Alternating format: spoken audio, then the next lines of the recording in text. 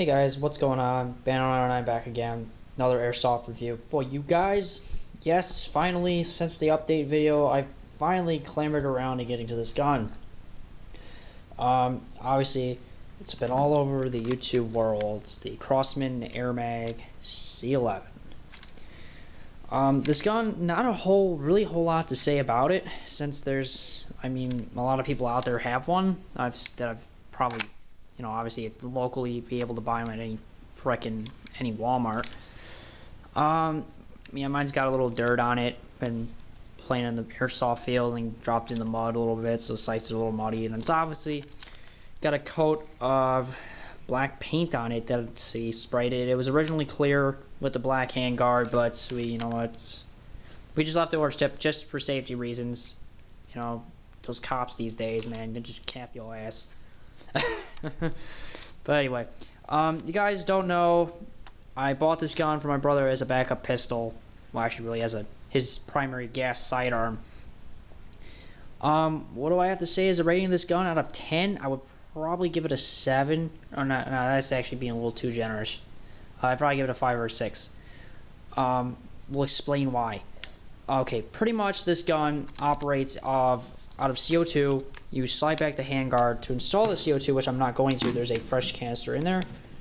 You slide this tab back, which is giving me trouble for some reason. There it goes.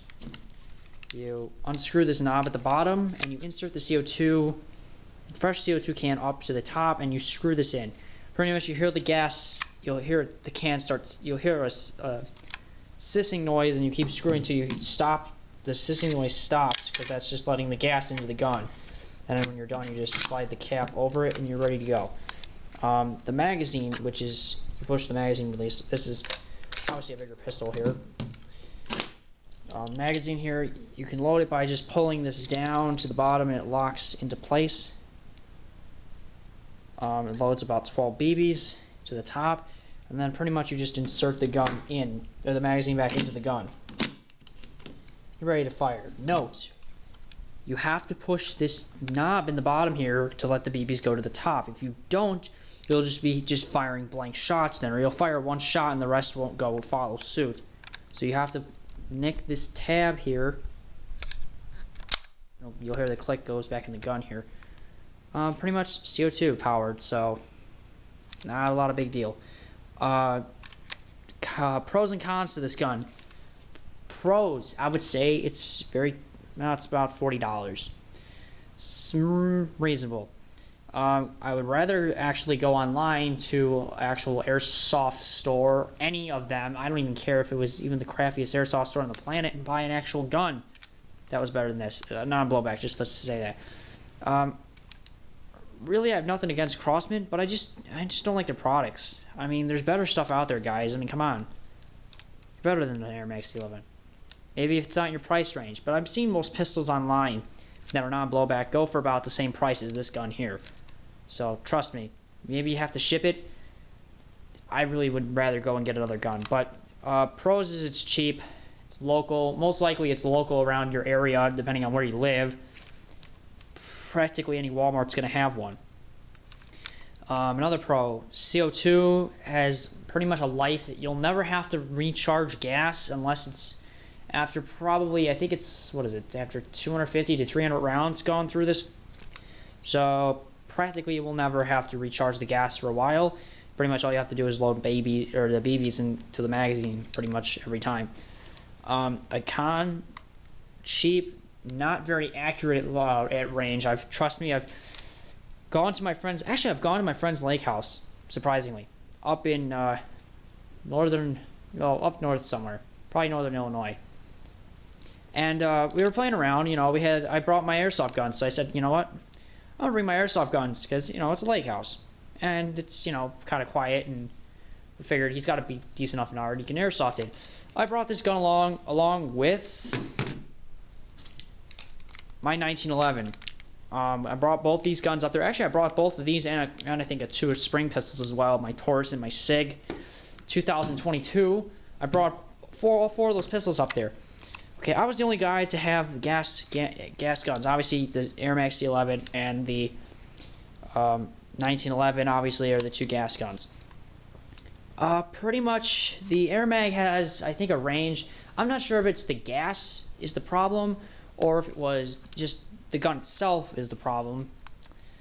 I probably can reach out to about 60 to 70 feet with this gun without the BB dropping dramatically or going all over the place accurately, which if you're trying to do a across the yard fight, and the yard is probably about say it's a hillside, and the fact is that probably it's about 100 feet or so.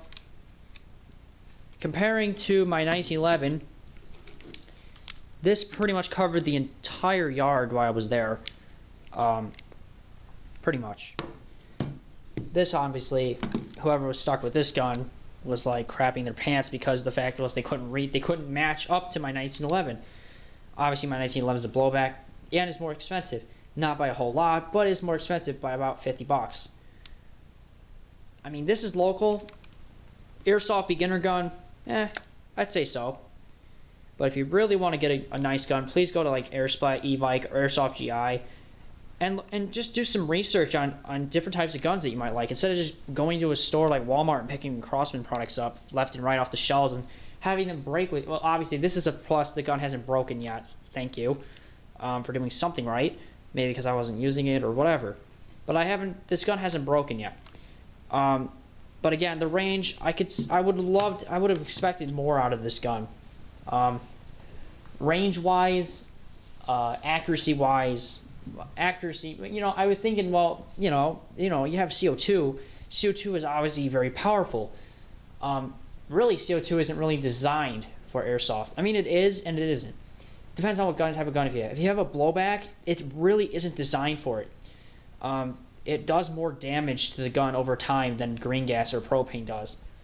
That's why I was glad when I went with propane, because I've heard of airsoft, metal airsoft guns that are CO2 having stress cracks and fractures because the fact the CO2 is so, the pressure of the CO2 is so great that it's pretty much too powerful for the gun itself to actually operate, thus shortening the life of the gun and able to use it. If it's non-blowback, such as this Airmag C11, I have no problem with it. You could fire this thing because obviously there's no moving parts on the outside, only the inside parts move, and you're just functioning the action with just your trigger finger. Also, another con is while it does have a weak trigger pull, it has a very long trigger pull. So you have to go from up front here to all the way back here, then it'll fire from when it's back here.